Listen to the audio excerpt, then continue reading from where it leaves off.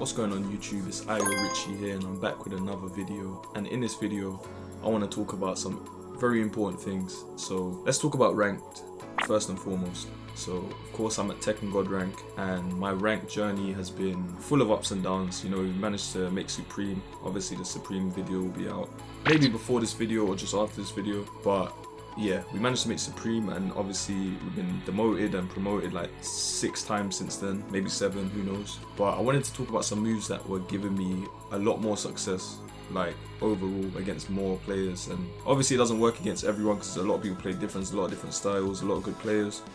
But I want to talk about these moves that have really, you know, kind of changed my performances against some players. So let's get into the video. Okay, so now this might sound a little silly, but this first move I'm going to talk about is a homing move that a lot of people don't like using too much because, you know, you're giving away your turn and things like that. But this move here is a necessity. This down forward 3 is the move that you want to be using just to kind of understand how your opponent wants to counter what you're trying to do, or how they're trying to counter, you know, your character. This move is a move that like just covers everything, literally everything. A fast homing move. Apologies about the noise, but yeah, fast homing move. I-17. Obviously there's people that are gonna mash, but then you have to remember you're in a game where counter buttons are less prevalent than in, let's say, Tekken 7. And on top of this, when you do knock them down and run up, the wake up attacks from the opponent are a lot worse in this game in terms of what they do. There's no counter hit low, there's no, you know, mid that knocks you down, things like that. You get the point.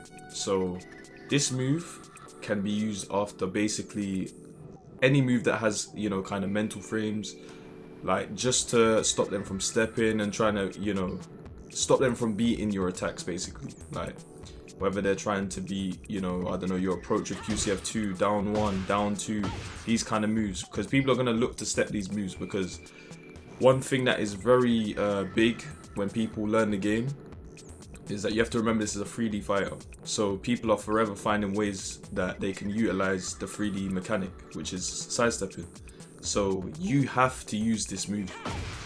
Like, the amount of success I'm getting from just using it, even if it's on block, it doesn't matter, because it's not like Leo doesn't have options after it. Like, I can do things like this into Sabaki, and that will give my opponent something to think about next time. You know, maybe they won't try and do a down forward 1 check, or, you know, a high punch attack that is I-15, or, you know, anything like that. You know, a down forward 2, or just them kind of moves there. Like, it will give your opponent something to think about. And then you also have parries on top of that. So there will be times where I can literally just spam this move, and it's not plus, obviously not, it's -9. Why would you do that? Like, fair enough, at low ranks this kind of thing is not going to work out in your favor too often, because people will just be pressing anything, you know, they'll be trying to mix you up straight afterwards. But it gives you a read on what your opponent might do when you give away your turn. So you do a down forward 3, let's just say, and then hold back, yeah? And now, okay. And now I've used this as a way of wanting to mix my opponent up now. So next time, what happens if the opponent does down forward 3 and then blocks low?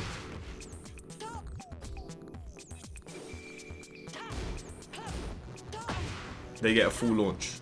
Things like that, like giving away your turn but then making a strong read.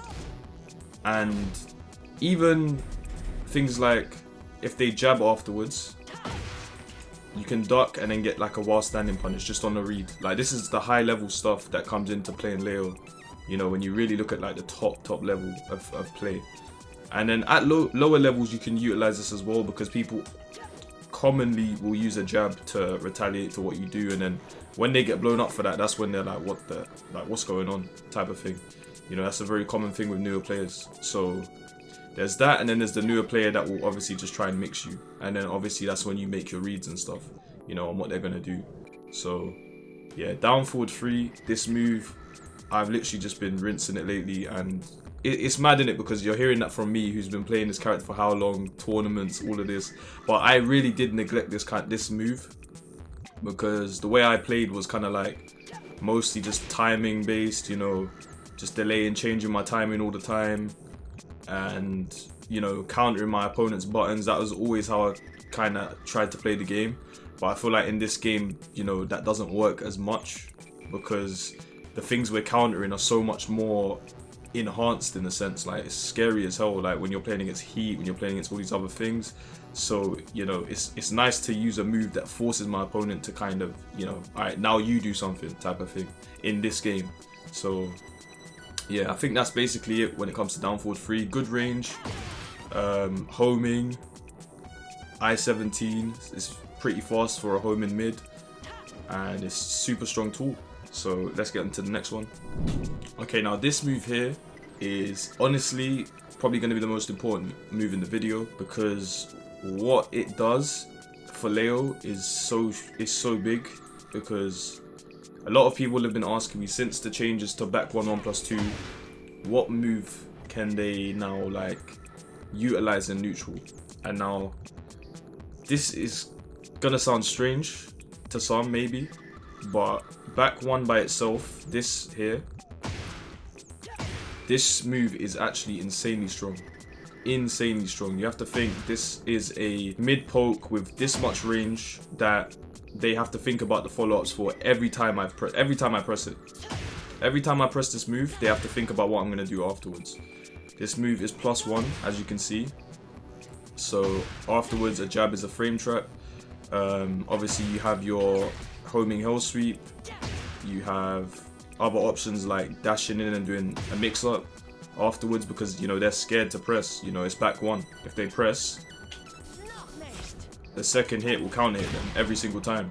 So a lot of people won't think to just use back 1, because obviously, you know, back 1/1+2, whatever, back 1/4, but back 1 by itself is actually insanely strong, and I've been using it a lot lately and getting a lot of mileage out of it.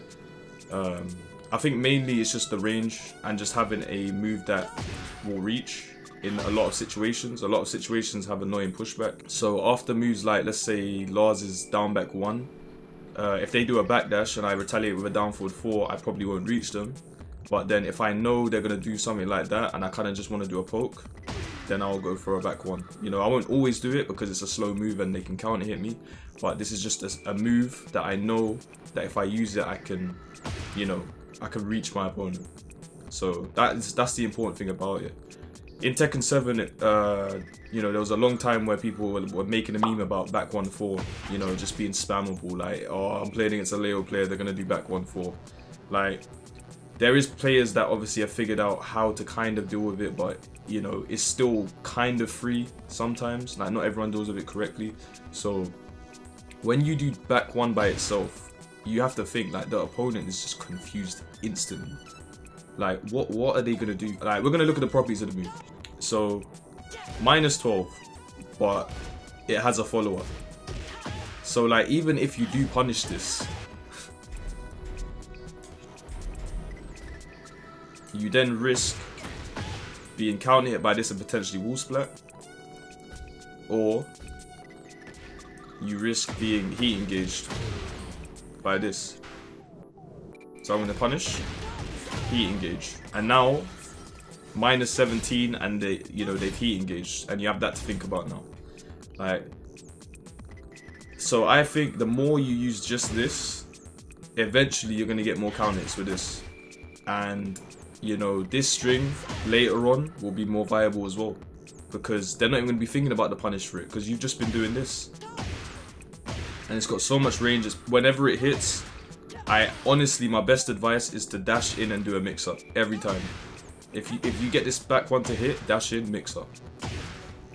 Like, this is super important. And I also think if it's blocked, just keep everything neutral. Just, you know, play as if it was 0, because it's such a strong tool. It's such a strong tool. Like, definitely utilize this.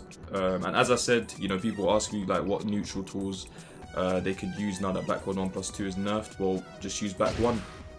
Just use back 1. It will put, like, fair enough, it doesn't have a counter hit property and all of that, but like, for what it does, you know, the range wise and on hit, you know, +1, and then you can go for your, you know, your QCF1, down forward 2+3 if you want to. Obviously the pushback might be a bit too much to even attempt that. They might be able to backdash out of the range of down forward 2+3. That's why I say dash in and do a mix up, because they're gonna hold back most of the time. So definitely try and utilize this. I would say at lower rank, maybe do things like back one and then single hit hell sweep, just to kind of see if they retaliate, and then you might score a counter hit, because obviously this is a counter hit launcher. So things like that are very strong. Same applies to QCF1 after this as well. Very, very strong tools. So yeah, that's the second move. We might not need a final move, but if I can think of a final move that has really, you know, taken my gameplay to another level, then I will definitely keep it in this video. So let's get to the next one. Okay, so in Tekken 8, we're playing a game that is very fast paced, and honestly, when you're blocking, sometimes it feels like you just have no option at all. Like that's just the case. It's just the case. So I'm going to talk about something that Leo has to kind of counteract all of this offensive mayhem that we're having to deal with, and that is back 3+4. So a lot of times, you know, you'll be moving around in neutral, whatever, and some people will come in with, I don't know, maybe a string to try and get their offense going. And anytime you feel like that's going to happen in neutral, you can do this, you can see what's going on, and if it is a jab string or something, you might even be able to get a counter hit with KNK2. But most of the time, you know, you can kind of just be doing all of this.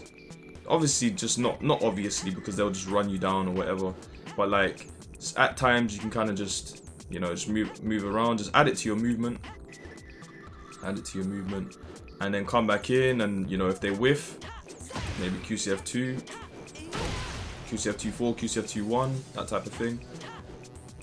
And like when you do come in and do QCF2, just remember that on block or on hit, you can do it again.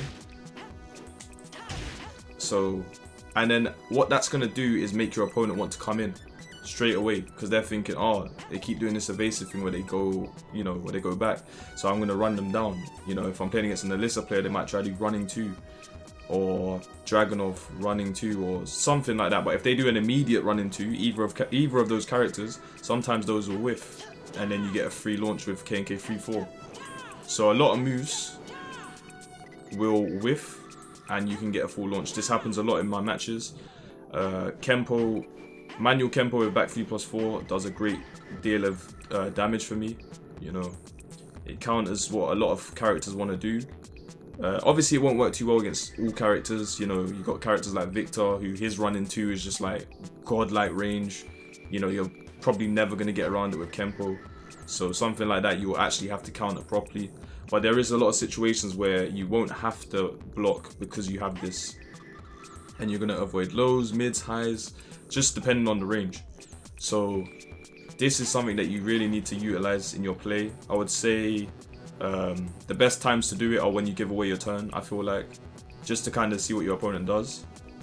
Obviously don't always do it, because there's obviously pokes that will hit you, and you don't want to just do it for no reason, right? That's why you got parries and other stuff, because those are gonna get your opponent thinking about other attacks that might lose to this.